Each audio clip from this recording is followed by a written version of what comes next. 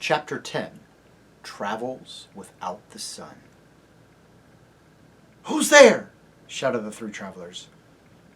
"I am the warden of the marches of the Underland, and with me stand 100 Earthmen in arms," came the reply. "Tell me quickly who you are and what is your errand in the deep realm."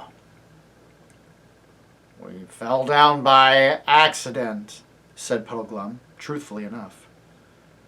"Many fall down and few return to the sunlit lands," said the voice. "Make ready now to come with me to the Queen of the Deep Realms."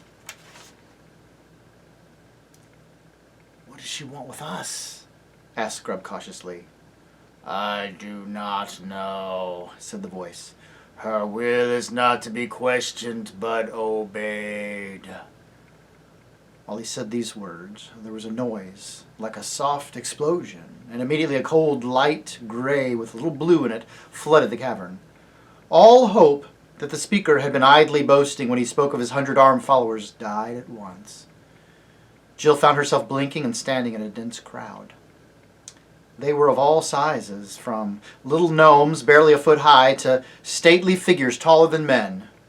All carried three-pronged spears in their hands, and all were dreadfully pale, and all stood as still as statues. Apart from that, they were all very different. Some had tails, and others not. Some wore great beards, and others had very round, smooth faces, big as pumpkins. There were long, pointed noses, and long, soft noses like small trunks, and great blobby noses. Several had single horns in the middle of their foreheads, but in one respect, they were all alike. Every face in the whole 100 was as sad as a face could be. They were so sad that after first glance, Jill almost forgot to be afraid of them. She felt like she would like to cheer them up. "Well," said Puddleglum, rubbing his hands, "this is just what I needed.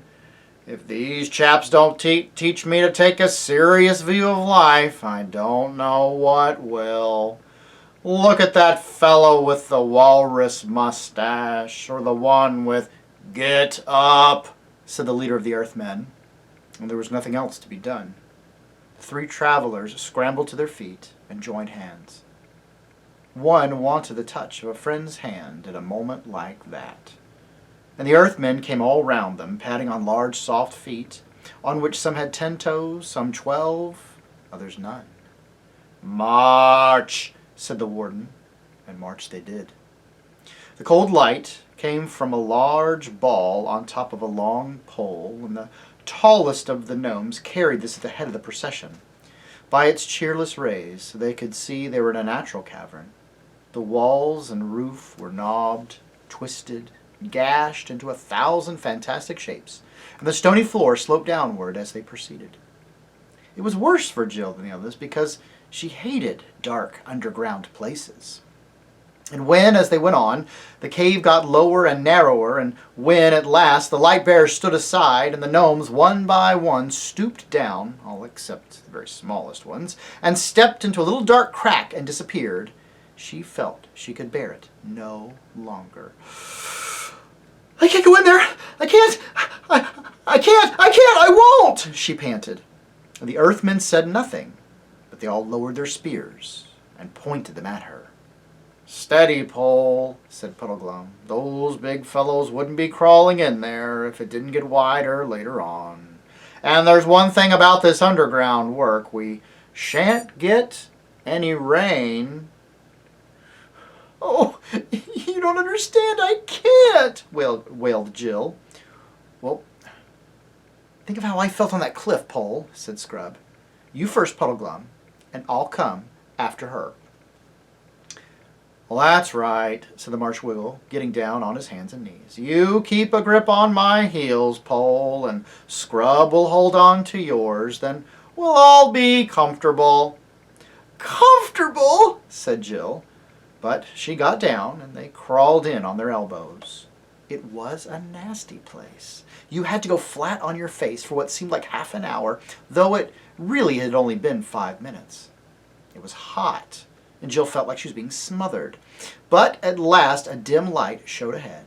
The tunnel grew wider and higher, and they came out, hot, dirty, and shaken, into a cave so large it scarcely seemed a cave at all. It was full of a dim, drowsy radiance, so that here they had no need of the Earthmen's strange lantern.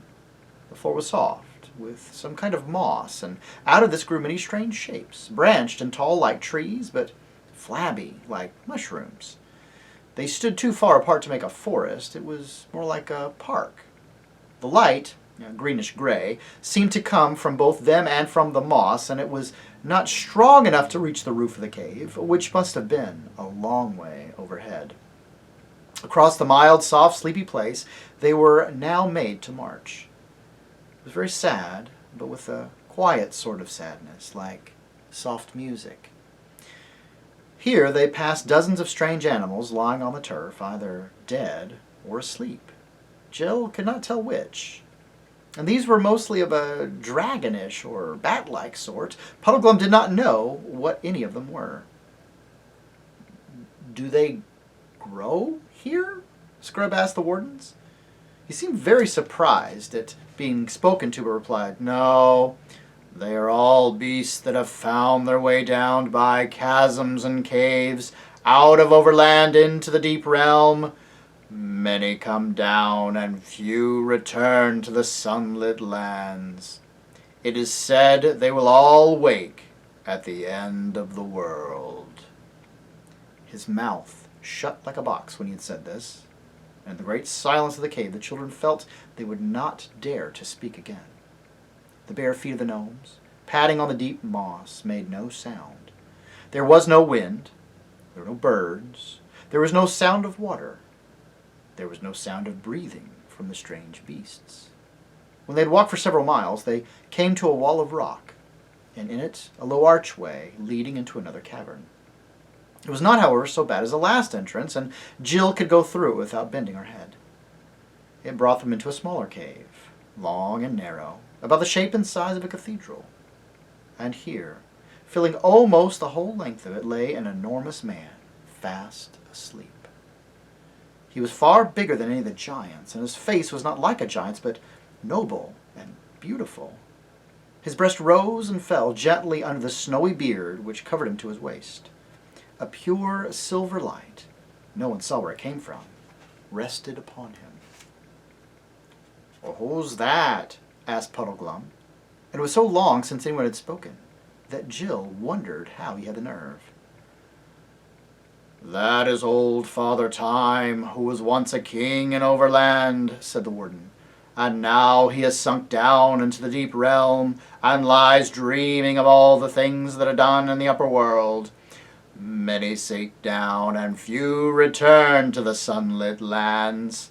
They say he will wake at the end of the world." And out of that cave they passed into another, and then into another and another, and so on till Jill lost count. But always they were going downhill, and each cave was lower than the last, till the very thought of the weight and depth of the earth above you was suffocating.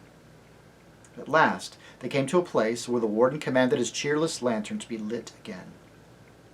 Then they passed into a cave, so wide and dark they could see nothing of it except that right in front of them a strip of pale sand ran down into still water.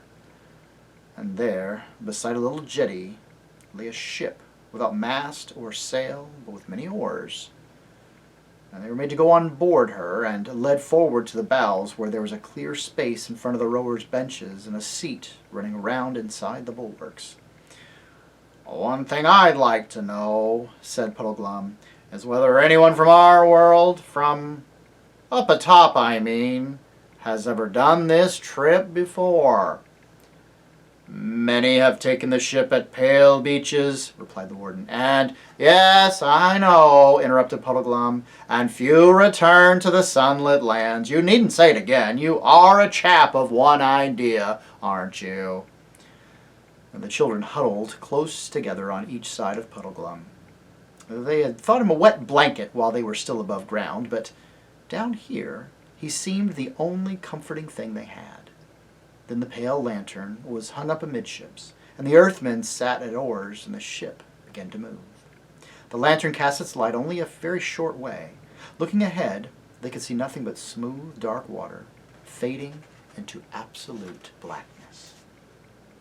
"Oh, whatever will become of us?" said Jill despairingly.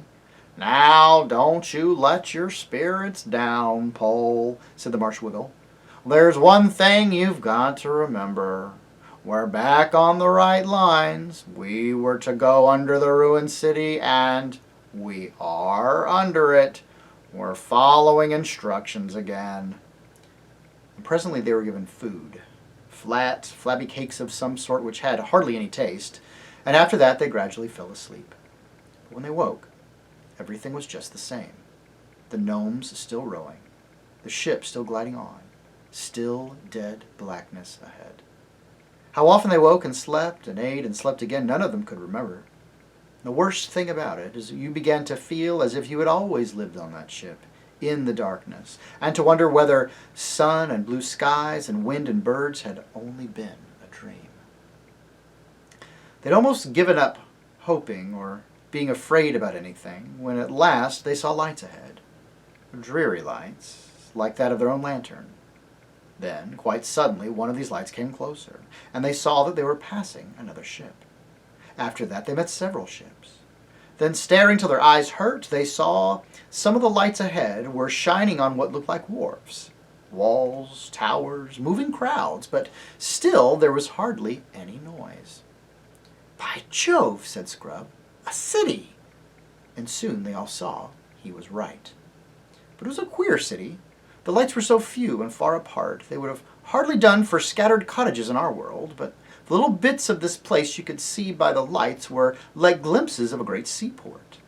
You could make out in one place a whole crowd of ships loading or unloading, in another bales of stuff and warehouses, and in a third walls and pillars that suggested great palaces or temples, and always, whenever the light fell, endless crowds, hundreds of Earthmen, jostling one another as they padded softly about their business in narrow streets, broad squares, or up great flights of steps. Their continued movement made a sort of soft, murmuring noise as the ship drew near and nearer, but there was not a song, or a shout, or a bell, or the rattle of a wheel anywhere.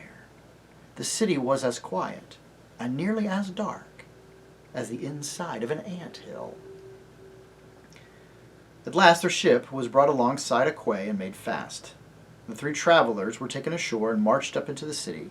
Crowds of Earthmen, no two alike, rubbed shoulders with them in the crowded streets, and the sad light fell on many sad and grotesque faces. But no one showed any interest in the strangers. Every gnome seemed to be as busy as it was sad, although Jill never found out what they were so busy about. But the endless moving and shoving and hurrying with a soft pad, pad, pad went on. At last they came to what appeared to be a great castle, though few of the windows in it were lighted. Here they were taken in and made to cross a courtyard and to climb many staircases. This brought them in the end to a great murkily lit hall. But in one corner of it, oh joy! There was an archway filled with a quite different sort of light. The honest, yellowish, warm, such a light as a lamp that humans would use. What showed by this light inside the archway was the foot of a staircase which wound upward between walls of stone. The light seemed to come from the top. Two Earthmen stood on one side of the arch like sentries or footmen. The warden went up to these two and said, as if it were a password, "Many sink down to the underworld, and few return to the sunlit lands," they answered, as if they were the countersign. Then all three put their heads together and talked.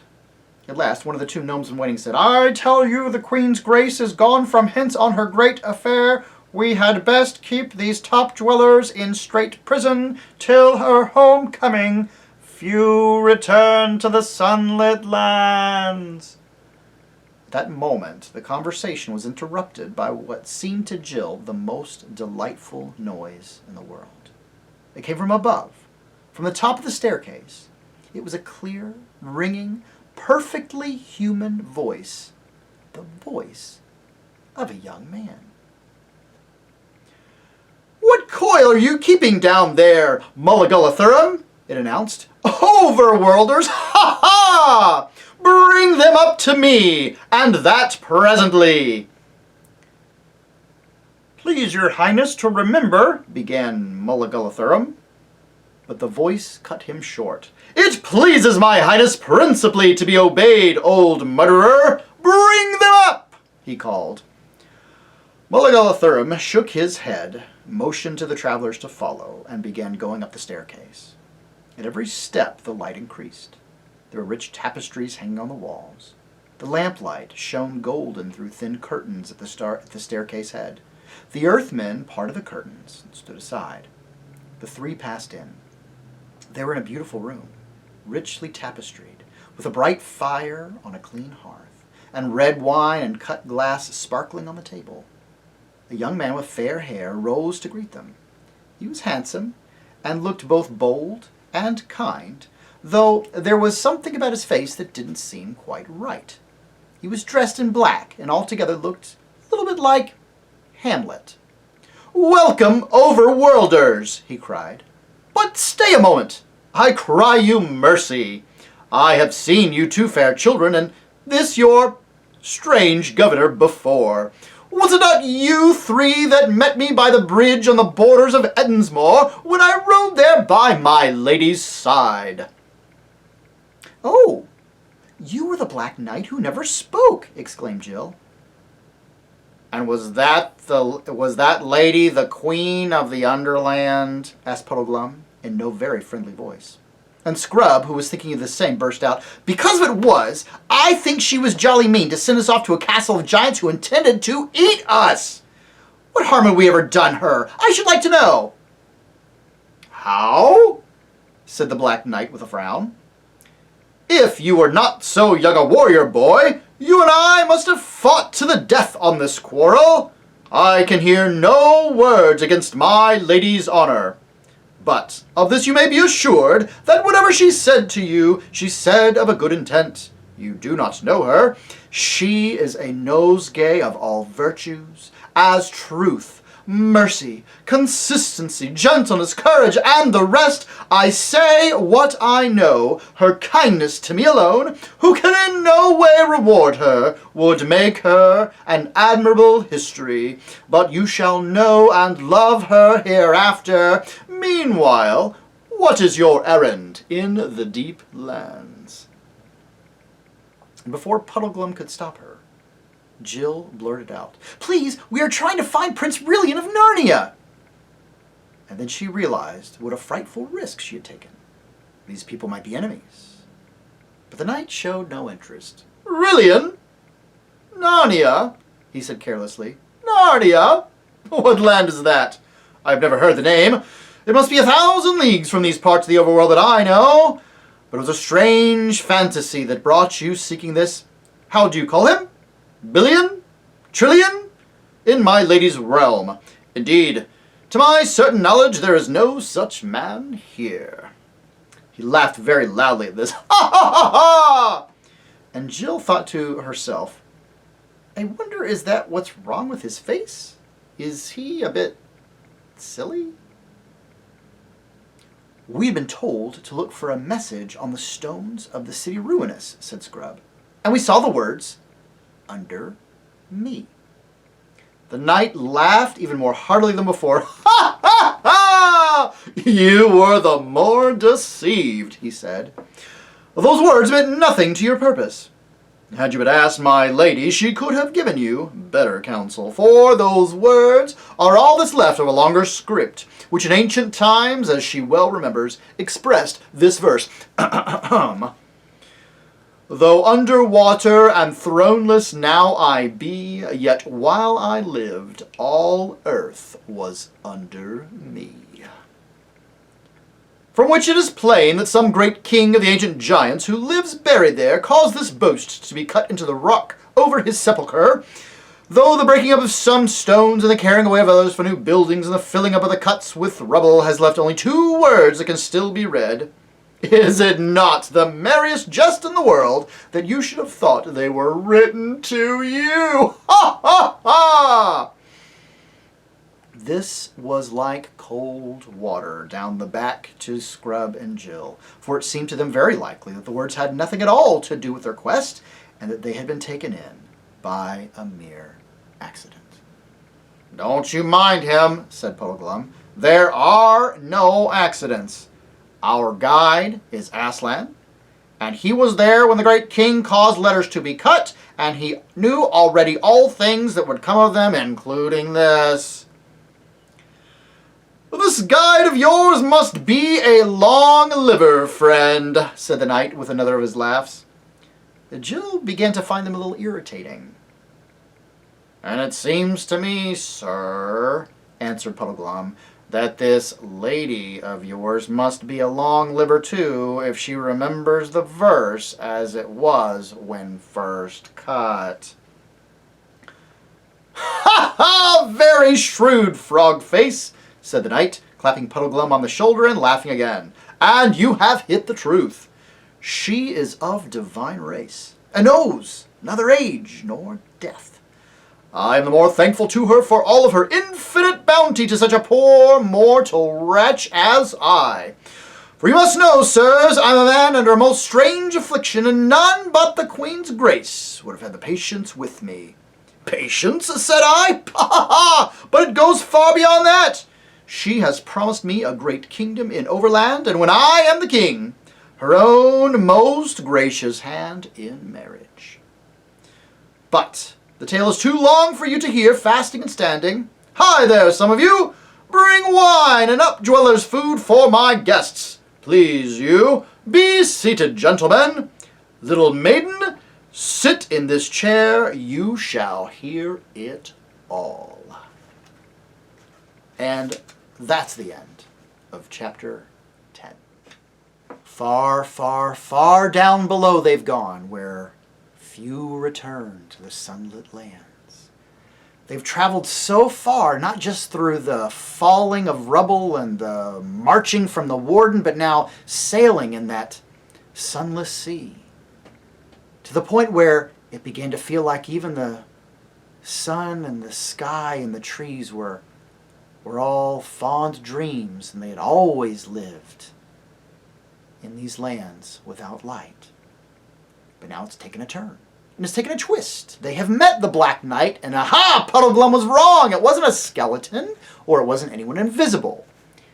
It was a somewhat, well, self-assured, vain. I'm not exactly sure how this young man is, but he does seem a little full of himself, and even a little irritating at that. But it's what he said that I think has irritated the children the most. The one sign of the three so far that they think they've actually gotten right, and he has suggested to them they are completely wrong. It's nothing but a coincidence. Those words "under me" had absolutely nothing to do as direction for these three people at this particular time, but an old rhyme about a boastful king of ancient times so long ago, and it has to come back to Puddleglum. Good old, wet blanket, but always dependable Puddleglum. And he basically passes along something that I believe too. There are no coincidences. There are, however, gracious moments where God allows us to see some amazing connections and the tapestry of His will that He has woven for our sakes. Just because we might not see the connection doesn't mean it isn't there. For we reside not just like bubbles floating in space, but always in the gracious care of His almighty hand.